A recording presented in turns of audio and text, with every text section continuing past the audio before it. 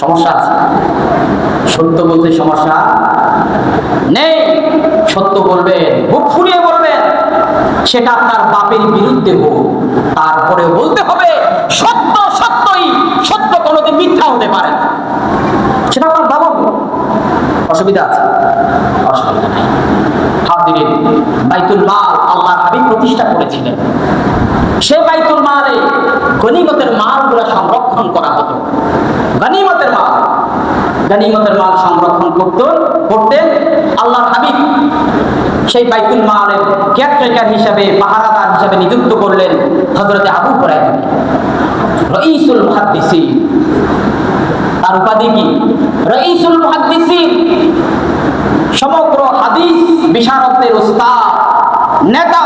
Rice, সবচেয়ে বেশি হাদিস তিনি বর্ণনা করেছেন, হযরতে আবু হুরায়রা রাদিয়াল্লাহু তাআলা।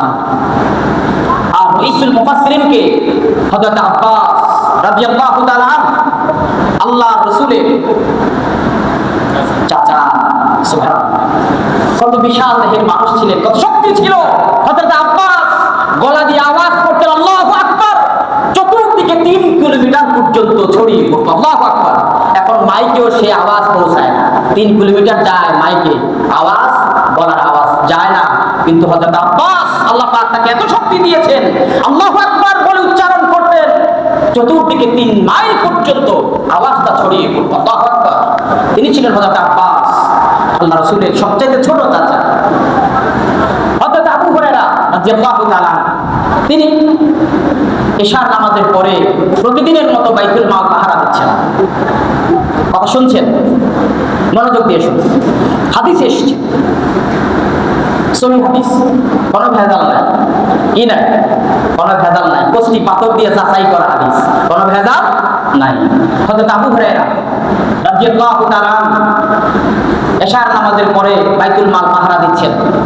হঠাৎ করে দেখলেন একটা চোর ঢুকলো। কোথায়? ঢুকতে দেখে নাই, কিন্তু ভিতরে কি?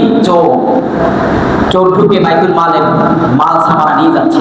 হযরত আবু হুরায়রা পিছন দিয়ে জড়ায় ধরলেন, এই তো চোর ধরলাম। চোর ধরে চিৎকার করতে লাগলো, চোর চোর চোর। চোর বলে, ভাই মানুষকে ডাইকেন না, অভাবের কারণে চুরি করতে আসছি। কিসের কারণে? অভাবের কারণে চুরি করতে আসছি।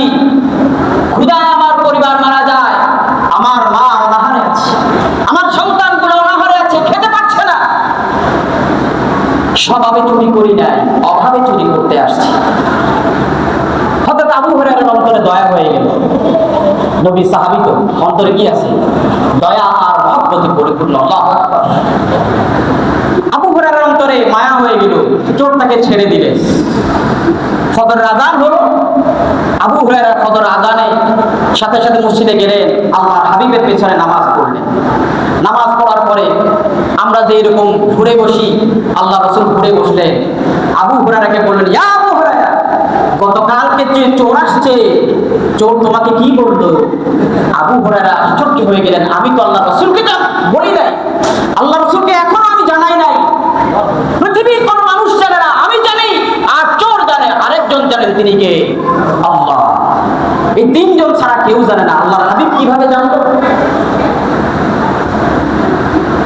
এটা হচ্ছে কি?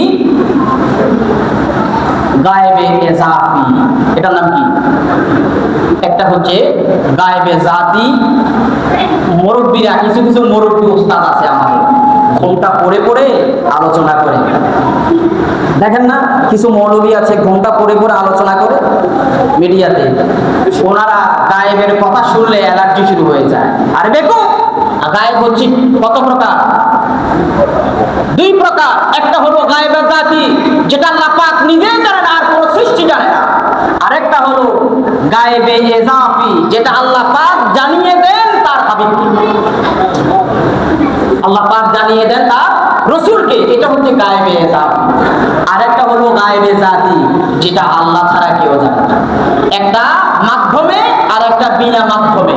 বিনা মাধ্যমে যে গায়েব, এই গায়েবের নাম হলো গায়েবে জাতি।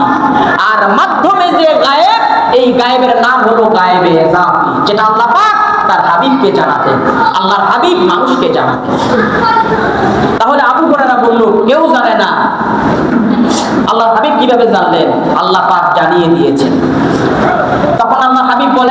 আবু হুরায়রা, চোর তোমাকে মিথ্যা বলেছে, চোর তোমাকে মিথ্যা বলেছে।